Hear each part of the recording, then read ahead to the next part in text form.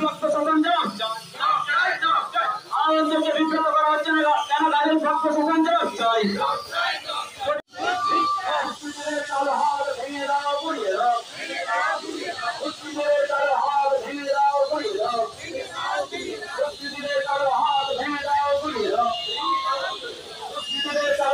কারো হাত ভেঙে দাও গুড়িয়ে দাও। পুলিশ দেখ দেখ দেখা অপরাধীরা এখনো গ্রেপ্তার হয়নি কেন? গাজল পুলিশ জবাব দাও, পুলিশ জবাব দাও।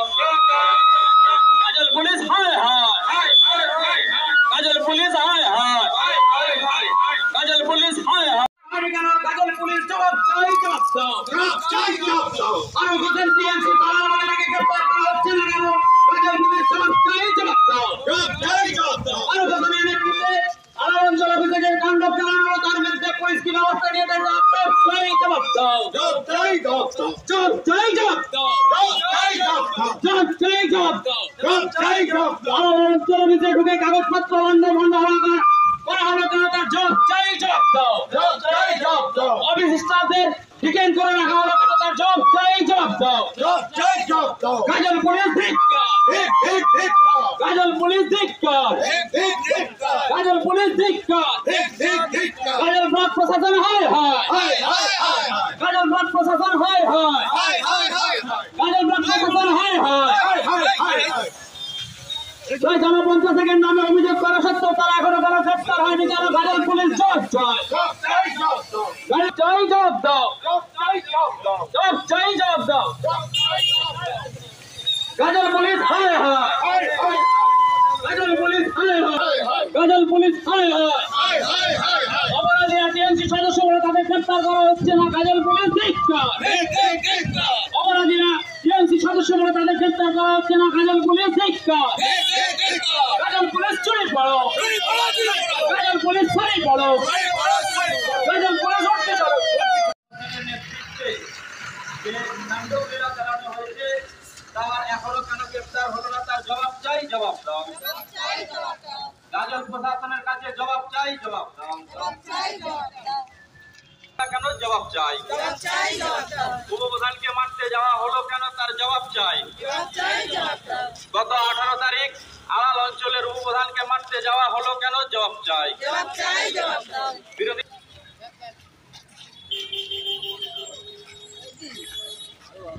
18/2025 অঞ্চল অফিসে তাণ্ডবলীলা চালানো হলো কেন?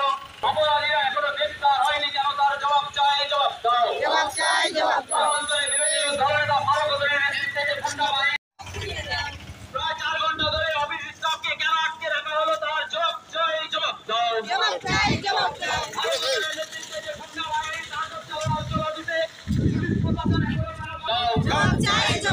বন্দে মাতরম, বন্দে মাতরম, বন্দে মাতরম, বন্দে মাতরম। গুন্ডাগিরি মানছি না, মানবো না, মানছি না, মানবো না। গুন্ডাগিরি মানছি না, মানবো না, মানছি না, মানবো না। গুন্ডাগিরি মানছি না।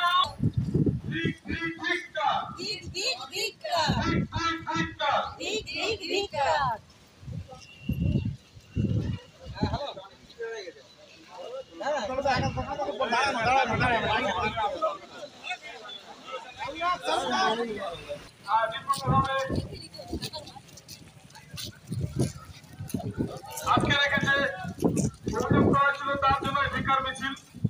আমরা সকল মিলে এটাও বলবো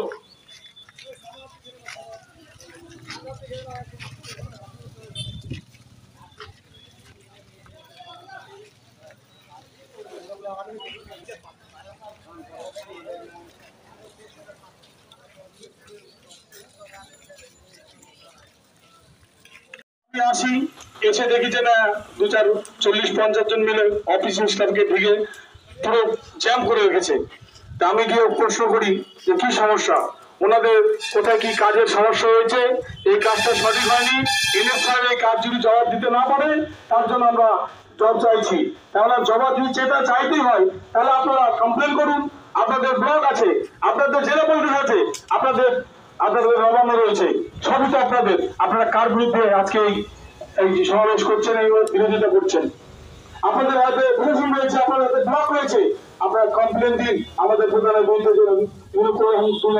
কাজ হচ্ছে তার বিরুদ্ধে অভিযোগ জানান। কিন্তু অঞ্চলের ভিতরে ঘরের মধ্যে ঢুকে ঘন্টায় ঘন্টা তাদের বাথরুম যেতে না দেওয়া এবং তাদেরকে ফোন করতে না দেওয়া এবং ঘন্টায় ঘন্টায় আটকে রেখে সমাবেশ করা এবং উত্তেজনা সৃষ্টি করা এবং চাপ সৃষ্টি করা, ভয় দেখানো, এর বিরুদ্ধে আজকে আমরা এখানে উপস্থিত হয়েছি। আমার বক্তব্য যে আমরা এখানে বোর্ড গঠন করেছি সিপিএম, কংগ্রেস জোট এবং বিজেপি মিলে মোট 19 জন সদস্য নিয়ে আমাদের এই প্রধান উপপ্রধানের বোর্ড। আমরা যদি কোনো ধরনের দুর্নীতি 2 বছরের মধ্যে করে থাকি, আপনারা জনগণ সমেত আপনারা আমাদের কাছে এসে যে কোনো সময় এসে আমাদের কাছে রক্ষণাবেক্ষণ আপনারা রিপোর্ট নিয়ে নিতে পারেন। আমরা দুর্নীতির সঙ্গে নয়, আমরা দুর্নীতির সঙ্গে আমরা মোকাবেলা করার জন্য আমরা অঞ্চলে এসেছি উভয় মিলে জোট এবং বিজেপি সহ বোর্ড গঠন করে। কিন্তু আমাদের কোন প্রশাসনটা আজকে এই ব্লক প্রশাসন এবং প্রশাসন থানা কে আমাদের পাত্তা না দিয়ে পর পর আমাদের মহিলা প্রধান, আমাদের মহিলা থেকে পাঁচটা সদস্য মহিলা, আমাদের এখানে মহিলা ক্যান্ডিডেট সবচেয়ে সদস্য সংখ্যা বেশি, তাদের নিরাপত্তার প্রশাসন কোন রকম ব্যবস্থা নেয় না, তাদের রাস্তায় চলাফেরা সচরাচর হুমকি পায় তারা। আমরা আমাদের সহ এই সময় খুব প্রশাসনের কাছে আমরা জানিয়েছি, ব্লক প্রশাসনকে জানিয়েছি, আমরা এই প্রশাসনের বিরুদ্ধে অনেকবার লিখিতভাবে দেওয়ার পরেও তারা কোনো ধরনের ব্যবস্থা নেয়নি।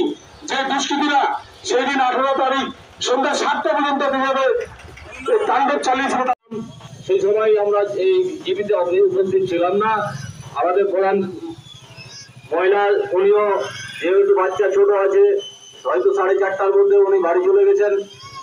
তো কথাটা হচ্ছে যে আমি ছিলাম মহারাজনগরে, আমাকে আমার অফিস স্টাফের একজন কর্মী আমাকে ফোন করে, দাদা আমাদের কি নিরাপত্তা নাই? আমি বললাম কেন, কি হয়েছে? বলছে যে আমাদের ঘেরে রেখে ফারুক হোসেন হুমকি চালাচ্ছে, মারতে যাচ্ছে, মোবাইলটাও করতে দিচ্ছে না, আমাদের পেশা পায়খানা কোথাও যেতে দিচ্ছে না। তার মধ্যে কোনো রকম আমি এই ফাঁকে বাথরুমে গিয়ে আপনাকে ফোনটা করছি, আমাদের নিরাপত্তা কিছু আছে না নাই, আপনারা পরে যেতে পারবেন কিনা? আমি অবশ্যই পারবো। তৎক্ষণাৎ আমি প্রায় 5:30 থেকে 5:15টার সময় আমি অলোক সরকারকে, আমার মেম্বার আর নকলপুরা দুজনকে ফোন করি, কারণ ওরা দুজনই হচ্ছে স্থানীয় এই জোরগাছিপতেরই। ওনারা এখানে আসেন, আসার পরে আমি ওখান থেকে বাইক ছাড়লাম মহারাজনগর থেকে, এসে আমি ঢোকার 5 মিনিট পরে দেখি জয়েন্ট সাহেব ঢুকে গেছে। এবার চেয়ারের পাশে বসে আছি, ওরা তো হট্ট ভাষায় গালিগালাজ করছে অফিসাররাকে। আমি শুধু জয়েন্ট সাহেবের সামনে বললাম যে ভাষাটা ভাই খারাপ না করে ভালোভাবে বলো, ভাষা না খারাপ করে ভালোভাবে বলো, তোমাদের কি অভিযোগ আছে? আমার উপরে চড়াও হয়েছে, আমাকে মেরে দিবে।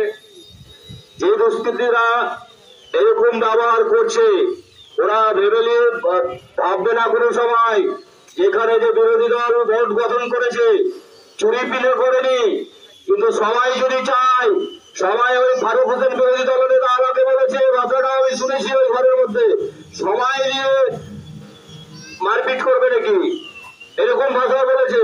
আমি তাকে শুনিয়ে দিতে চাই, তার শাসক দলের পুলিশ বাহিনী থেকে ভয় পায় না। আমাদের মধ্যে উপস্থিত আছেন গাজলের সম্মানীয় বিধায়ক চিন্ময় দেব বর্মন মহাশয়, আলালের প্রধান উমা মণ্ডল এবং উপপ্রধান শফিকুল ইসলাম সাহেব এবং অন্যান্য মেম্বার এবং পঞ্চায়েত সমিতির মেম্বারও আছেন। তো গত 18/7/2025 তারিখ আমাদের আলাল অঞ্চলের একটি কালো দিন, একটি খারাপ দিন গেছে, যেটা দুষ্কৃতীদের দ্বারা এবং আলাল অঞ্চলের বিরোধী দলনেতা ফারুক হোসেনের দ্বারা এইখানে তাণ্ডব চালানো হয়েছে। আমাদের অফিস স্টাফদের আটক করে রাখা হয়েছে। যে অফিস স্টাফরা কিন্তু খুব চিৎকার করে চেঁচামেচি করছিল। হতে হতে কিছুক্ষণ করে উপপ্রধান বলছিল যে কথা বলছেন, ভালোভাবে কথা বলবেন, ভদ্র ভাষায় কথা বলবেন।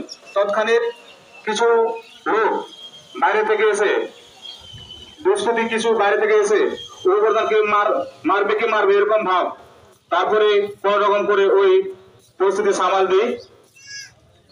এইভাবে যদি জয়েন্ট বিডিওর সামনে এইসব ঘটনা ঘটে, এইভাবে যদি জয়েন্ট বিডিওর সামনে এরকম যদি ঘটনা ঘটাতে পারে, পরবর্তীতে কি করতে পারে তা আপনারা বুঝতেই পারছেন।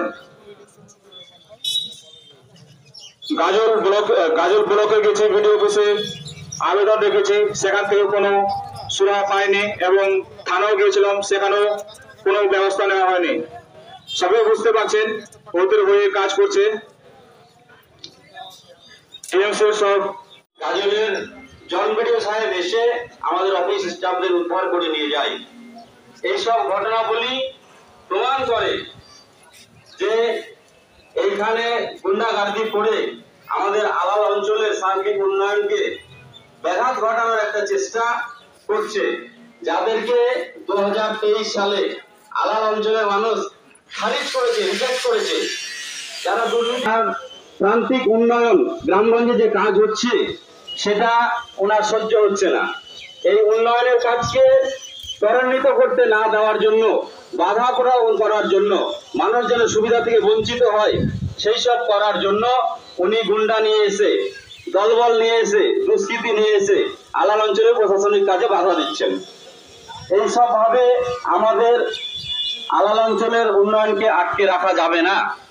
আমরা আমাদের প্রশাসনিক ভাবে যেসব জায়গায় কমপ্লেন দেওয়ার কথা আমরা লিখিতভাবে বিডিও সাহেবকে, তার দুষ্কৃতি এবং বহিরাগতদের নিয়ে আমাদের আলাল গ্রাম পঞ্চায়েত অফিসে ঢুকে এনএস এবং ভিএলই সেক্রেটারি সহায়ক সকলকে বন্দী করে রাখেন এবং তাদের বাইরে যাওয়া থেকে বঞ্চিত, কাউকে ভোট করা থেকে বঞ্চিত, এবং তাদেরকে কারো সঙ্গে কথা বলতে দেওয়া পর্যন্ত থেকে বঞ্চিত করেছিলেন। এবং তাদের মধ্যে থেকে একজন স্টাফ বাথরুমে গিয়ে কোনো মতে সে উপপ্রধানকে শুধুমাত্র ফোন করার সময় পেয়েছিল। অল্প কিছু সময়ের মধ্যে যে উপপ্রধানকে বলেছিল সেই উপপ্রধান তার মতো করে উনি ব্যবস্থা, উপপ্রধান আশায় ওনারা যে অভদ্র ভাষায় গালাগালিজ এবং কথাবার্তা বলছিলেন সেগুলোকে মার্জিতভাবে বলার জন্য বলেছিলেন। তার পরিপ্রেক্ষিতে উপপ্রধানের উপরে তার দুষ্কৃতী দল সকলে মিলে চড়াও হয় এবং তার মুখের সামনে হাত এবং চাপাচাপি করতে শুরু করেন। আমাদের 2 জন পঞ্চায়েত সদস্য ছিলেন সেদিন, এবং যদি জয়েন্ট বিডিওর সামনে এরকম ঘটতে পারে তাহলে পরে কি রকম হতে পারে আপনারা ভাবতে পারেন। বিগত 5 বছর এবং 7 বছর যে দুর্নীতির সঙ্গে যারা যুক্ত ছিলেন সেগুলো এখন যদি আমাদের সঙ্গে আমরা যদি করে থাকি, উনি আমার উপরে ব্যবস্থা নিতে পারেন। আমার ঊর্ধ্বতন কর্তৃপক্ষ বিডিও, এসডিও, ডিএম এবং নবান্ন পর্যন্ত উনি যেতে পারেন। আমি রেডি আছি, এবং উনি যেগুলো ভয় আমাদের অফিসে এসে দেখাচ্ছেন, এবং আমাদের বেশিরভাগ ক্ষেত্রে মহিলা, 13 জন মহিলা, এবং আমিও একজন মহিলা প্রধান। আমাকেও প্রতিদিন আসতে হয়, আমি একা আসি এবং আমার মেম্বাররাও প্রত্যেকদিন। আলাল গ্রাম পঞ্চায়েত বর্তমানে জোট, অর্থাৎ সিপিএম, কংগ্রেস এবং বিজেপি, তার সঙ্গে নির্দলের সমর্থনে আর তৈরি হয়েছে। প্রধানটা যদিও বিজেপির সিম্বলে জেতা, কিন্তু তার শরীরের অন্যান্য অঙ্গ প্রত্যঙ্গ, হাত পা, বাহু, ব্রেন, তারা কিন্তু সিপিএম, কংগ্রেস এবং নির্দল। অতএব এই যে আজকে সমাবেশে যারা এসছেন তাদেরকে একত্রিতভাবে কোনোদিন ধন্যবাদ জানানোর সুযোগ পাওয়া যায়নি। আজকে আমি সেই সুযোগটা পেয়েছি, সেই জন্য আমি আমার তরফ থেকে আপনাদের সকলকে আন্তরিকভাবে অভিনন্দন, নমস্কার, প্রণাম, শ্রদ্ধা জানাতে চাই।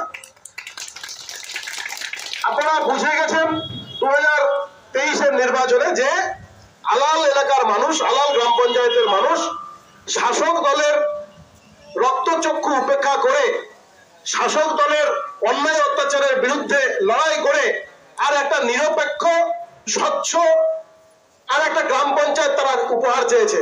সেই জন্য তারা দিকে দিকে বিজেপি, সিপিএম, কংগ্রেস, নির্দলের প্রার্থীদেরকে জয়যুক্ত করেছে। আজকে শাসক দলের মেনে নিতে হয়তো কোথাও কষ্ট হচ্ছে, যে চুরি চামারি রাহাজানি তারা করে গেছে বিগত দিনে, আর সেইটার স্বাদ তাদের মুখে লেগে আছে।